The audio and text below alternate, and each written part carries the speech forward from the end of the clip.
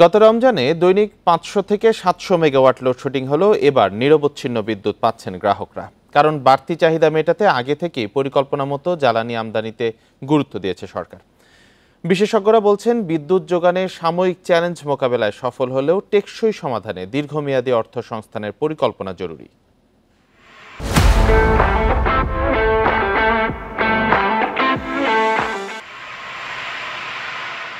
গত বছর মার্চের মাঝামাঝি শুরু হয় রমজান মাস।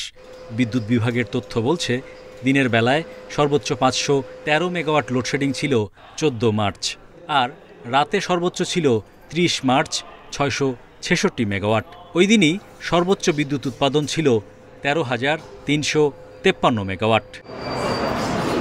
চলতি বছর রমজানে নিরবচ্ছিন্ন বিদ্যুৎ সরবরাহের পরিকল্পনা নেয় অন্তর্বর্তী সরকার।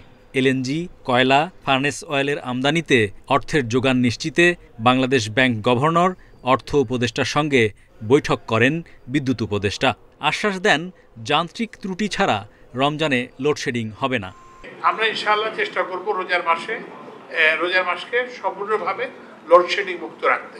এই জন্য অতিরিক্ত জ্বালানি আমদানি করতে হবে। চলতি মাসের প্রথম ২ সপ্তাহে বিদ্যুতের চাহিদা ছিল ১৩,০০০ মেগাওয়াটের মধ্যে।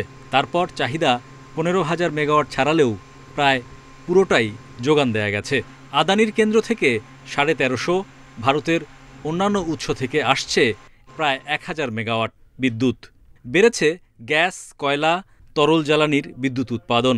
তবে বিদ্যুৎ ও জ্বালানির বড় অঙ্কের বকেয়া নিয়ে শঙ্কায় বিশ্লেষকরা।